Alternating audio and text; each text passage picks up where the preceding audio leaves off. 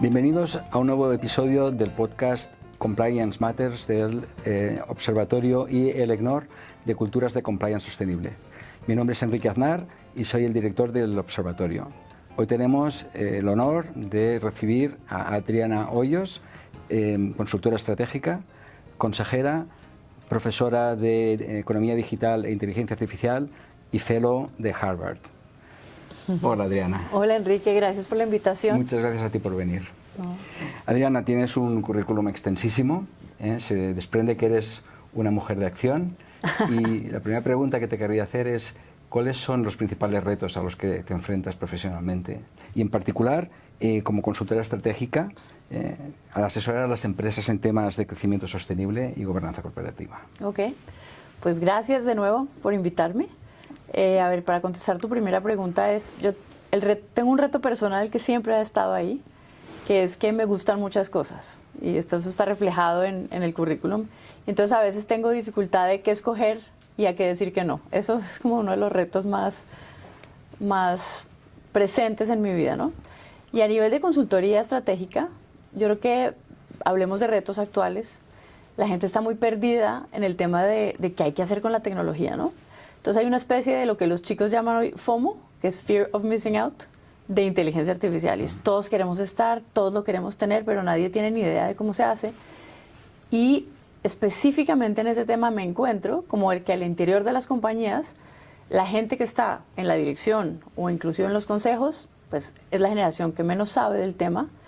La persona que está en tecnología seguramente es muy bueno en lo que hace de siempre de su tecnología, pero tampoco es un experto en inteligencia artificial y teme que se le note que no sabe. Entonces, claro, la dirección le pregunta a que es el que más sabe de la compañía, quiere mantenerse ahí y entonces hay como un círculo vicioso y la compañía a veces, por no mirar un poco hacia afuera, se queda atrás del mercado. Eso es un poco lo que me he encontrado últimamente. Muy interesante. Ahora hablaremos un poquito más de la economía digital y la inteligencia artificial, pero antes me gustaría preguntarte ¿cuál crees que es el papel de la empresa en general en la sociedad?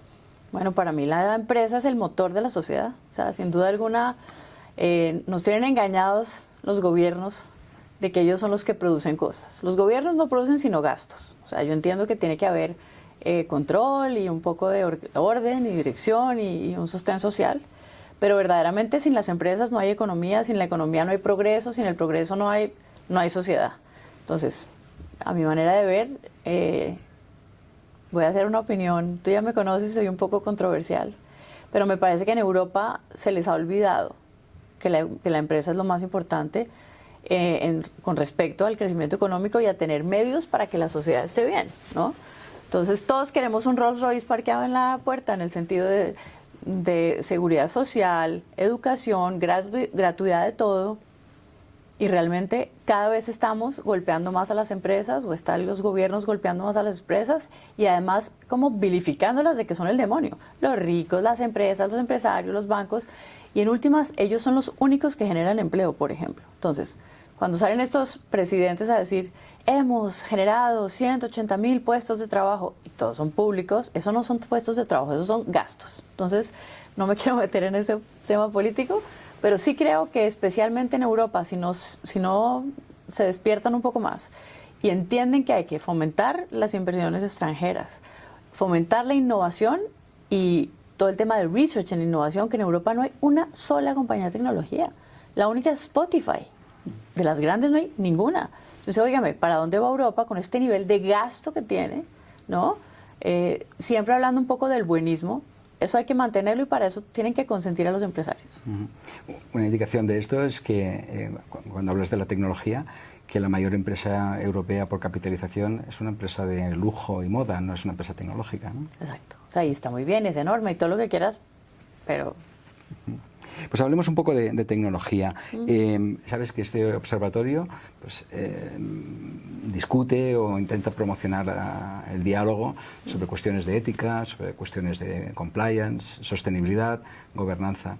¿Cómo crees tú que la inteligencia artificial o la tecnología digital puede ayudar a las empresas a mejorar en esos aspectos, a generar una cultura ética, a elevar sus niveles de conciencia, a establecer mejores controles de cumplimiento, iniciativas de sostenibilidad? Pues mira, primero me gustaría decir que la tecnología es una fuerza transformadora de la escasez a la abundancia y que genera más eficiencia. Dicho eso, no he hablado de positivo o negativo.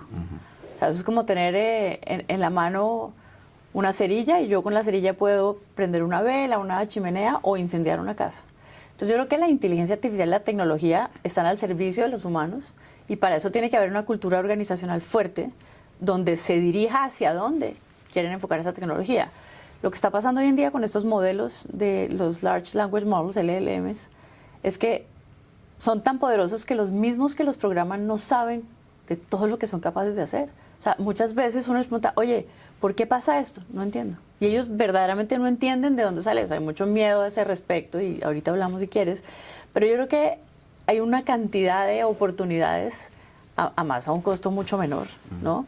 De que esto se vuelva, por ejemplo, en el tema de buen gobierno, por ejemplo, me parece que la inteligencia artificial hace mucho más accesible la información y la eficiencia de muchos procesos, ¿no? Desde materia de buen gobierno corporativo en consejos directivos hasta muchos protocolos al interior de la empresa. Si quieres te doy un ejemplo. Entonces los médicos, por ejemplo, en el sector de la salud en el mundo entero, tú le preguntas a cualquier médico qué es lo que menos le gusta hacer y muchos de ellos dicen el trabajo administrativo, de tener que llenar la receta médica, contestarle al paciente qué es esta alergia que yo puedo tener, o tengo que sacarme unas analíticas, o sea, todo este trabajo como operativo, pero que lo tienen que hacer los médicos, porque nadie más tiene ese criterio. Uno podría utilizar estos modelos para prellenar esa información y que el médico solo tenga que supervisar que no está alucinando, obviamente. O sea, ¿no? Entonces, eso a nivel de buen gobierno yo lo veo como que ese médico puede tener muchas más horas para salvar más vidas, para generar, por ejemplo, ideas de cómo curar. O sea, digamos que a nivel social esos agregados, utilizando la inteligencia artificial, se vuelven en pro de la sociedad. Ahora también pueden caer en malas manos y hacer el efecto contrario, ¿no? Pero estamos en un momento de decisión porque no hay regulación al respecto y hay que ver ahora, la compañía que no tenga inteligencia artificial en alguno de sus modelos, es verdad que es temprano todavía para eso, pues puede que quede obsoleta en el mercado. Hace poco leí un libro y vi un vídeo también con Eric Schmidt, el antiguo CEO de Google, y él hacía una comparativa entre Estados Unidos y Europa, y una de las razones por las que en Europa no hay tantas empresas tecnológicas de éxito, según él, es porque aquí se regula primero y luego se ejecuta, mientras que en Estados Unidos es al revés. Sin entrar a valorar si esto es bueno o es malo, ¿piensas que la nueva regulación que está viniendo sobre inteligencia artificial, entre otras, puede ayudar o va a ralentizar la implantación de estas soluciones? Es una pregunta crítica en este momento. Pues mira, por ejemplo, Europa siempre regula, o sea, es mucho más regulador, para unas cosas fantástico, obviamente, y para otras es un poco castrador de la innovación, ¿no?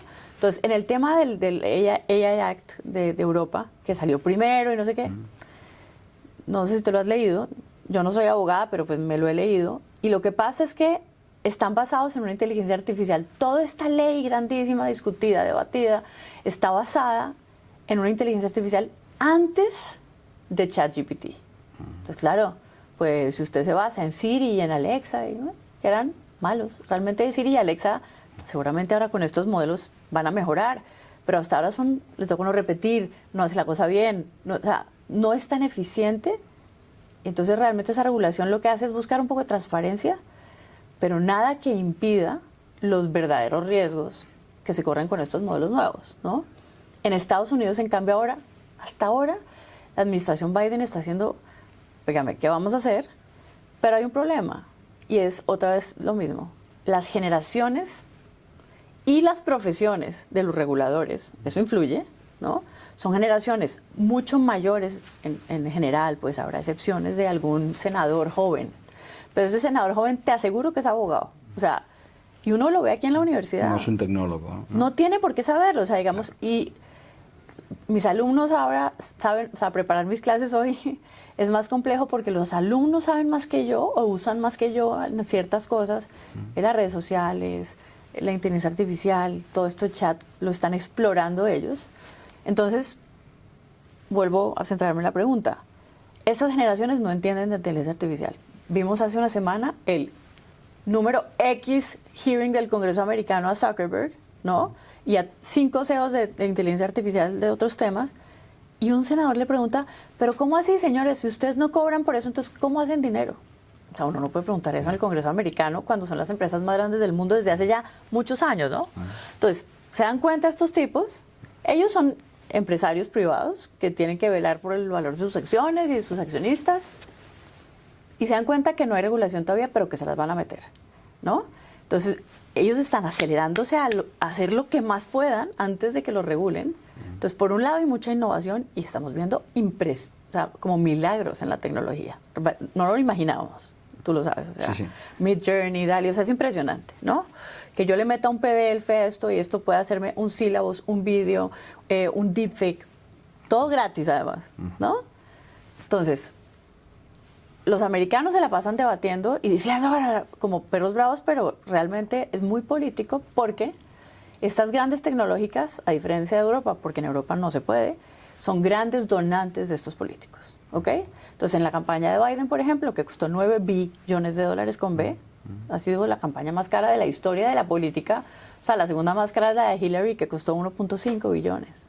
Pero hay que preguntarse, y eso es pública esa información, quiénes son los mayores donantes de esas campañas, ¿no? Entonces, claro, si a usted el señor Zuckerberg le ha regalado $2 billones y el uso de sus redes sociales gratuitas en las campañas, como fue, aparte de quitar al señor Trump, quitarlo de sus redes. Por lo menos un conflicto de intereses. Si usted pusiera eso en valor, o sea, si uno dice, bueno, ¿cuánto vale en dinero de donación eso?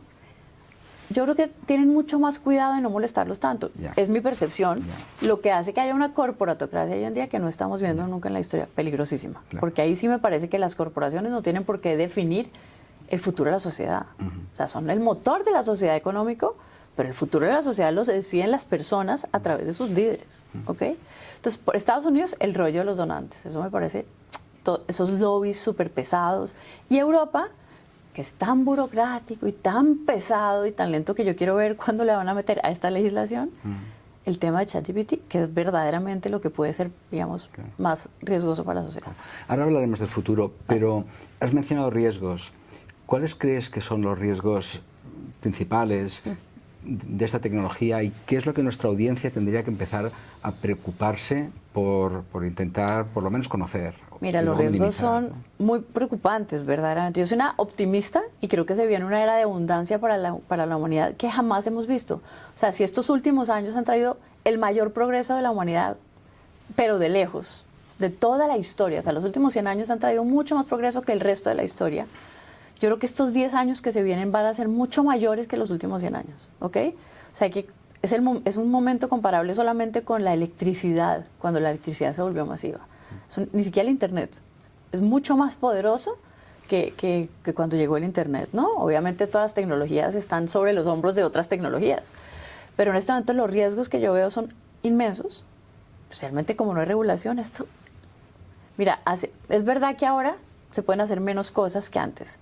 Por ejemplo, ahora, antes podía decir, ¿cómo suicidarme? Y el ChatGPT te decía, primero haga esto, no sé qué, no deje rastro. ¿Cómo puedo matar a una persona? Y te decía, porque acordémonos cómo funcionan estos modelos, ¿no? Los modelos funcionan muy diferente. Ahora explico un poco de eso. Hoy en día ya las mismas compañías privadas, no la regulación, han puesto como límites. Si aparecen tales palabras, cerramos las cuentas, cortamos esto.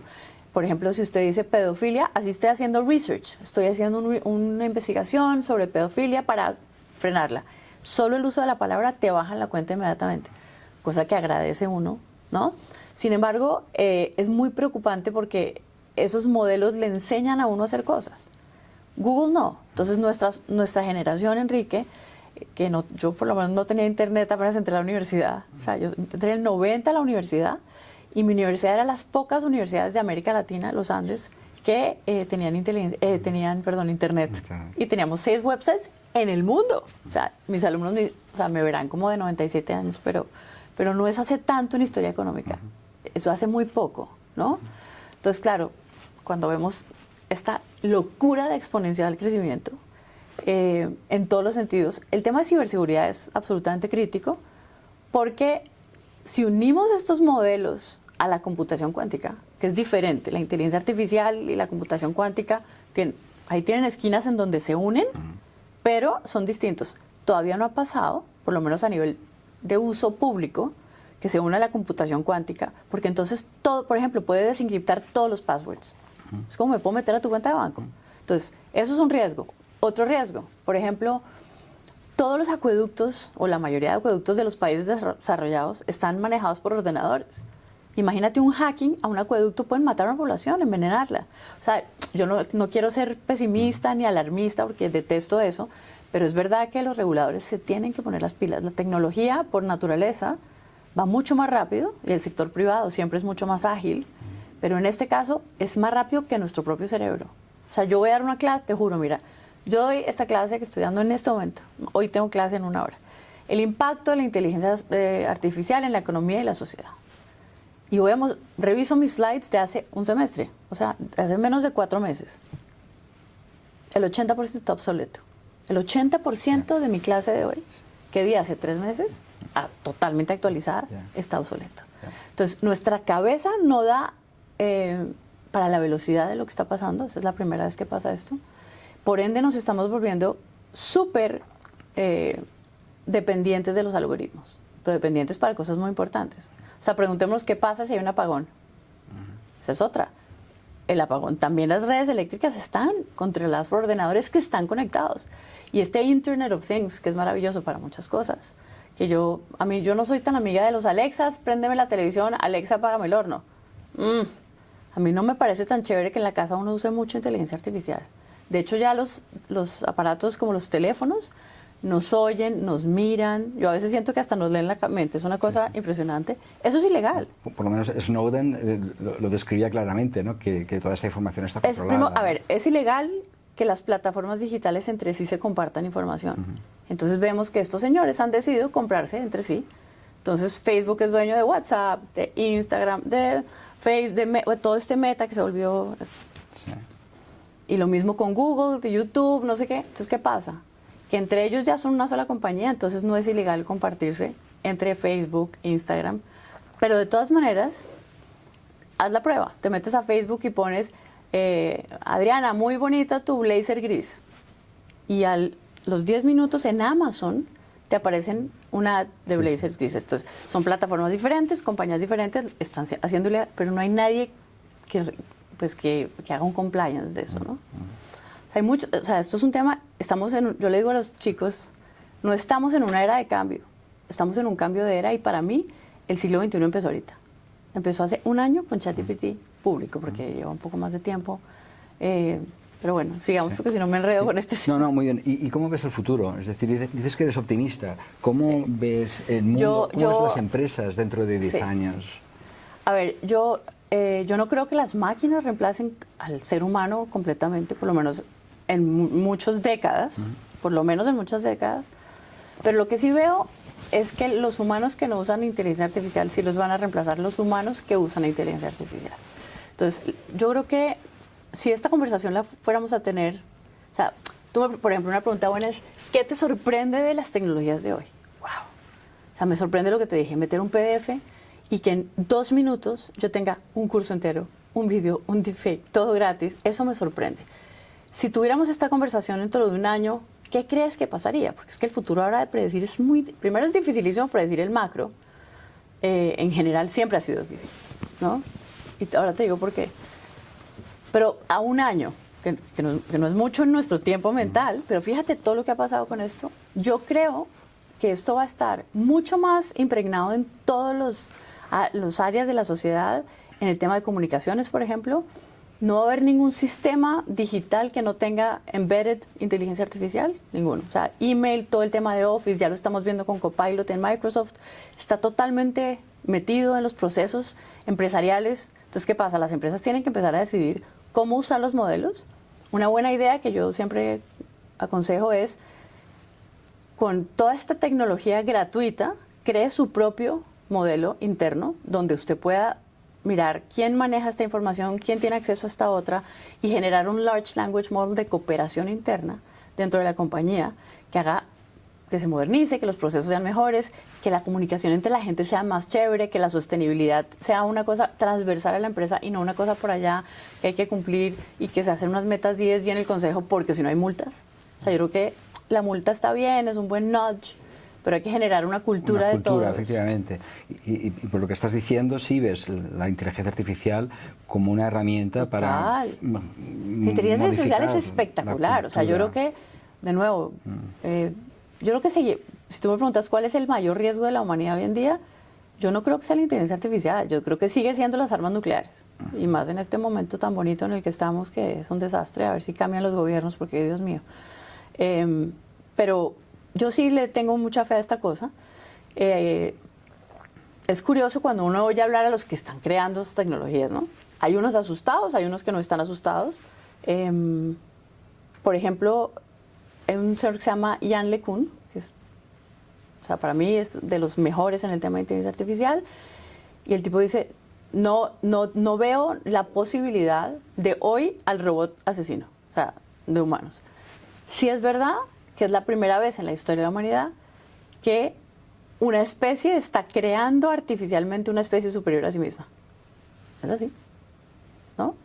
Entonces, para lo bueno es que hoy en día usted va al médico, todavía no, pero digamos hay ciertos sitios donde uno puede ir al médico y el médico hace un diagnóstico con su conocimiento, etcétera, y con las analíticas que tenga, las pruebas, pero usted le mete a Watson esa información y Watson lee millones de historias clínicas de cosas parecidas a usted, entonces es una herramienta de ayuda para muchos sectores. Pongo el ejemplo médico porque es como el que más impacta. Y lo mismo en derecho, y lo mismo en arquitectura, y sobre todo, ¿qué no hacer? ¿no? Claro. Y hablabas antes de gobiernos, y tú has estado muy activamente en foros internacionales, representando a gobiernos, etcétera, ¿no? ¿Cómo crees que esta tecnología puede ayudar a estos gobiernos en materia de sostenibilidad, por ejemplo? A ver, antes de contestarte eso es importante decir que también es la primera vez en la historia que una tecnología así de poderosa sale del sector privado, ¿ok? Porque DARPA, que era como el origen del Internet, lo creó el Pentágono y duró muchos años en la Guerra Fría creando y sofisticando la forma como tener una Internet. Lo que pasa es que se mandó un mail entre Stanford y UCLA y ese fue como la primera, y después unos señores donaron la patente del WWW, del World Wide Web, para que pudiéramos navegar esa tecnología, pero eso es una tecnología pagada por el gobierno americano, hecha seguramente por espionaje. Siempre que la tecnología mejora, las armas mejoran. O sea, los seres humanos somos especialistas en sabernos matar más eficientemente. Es una cosa impresionante. Los drones, o sea, la tecnología siempre está desafortunadamente unida a saber matar más sofisticadamente. Pero un poco desde las cavernas, o sea, el palo, el hierro, no sé qué, la pólvora, o sea, tenemos esa naturaleza, ¿no? Entonces, como que yo veo que los gobiernos ahorita están quedándose atrás.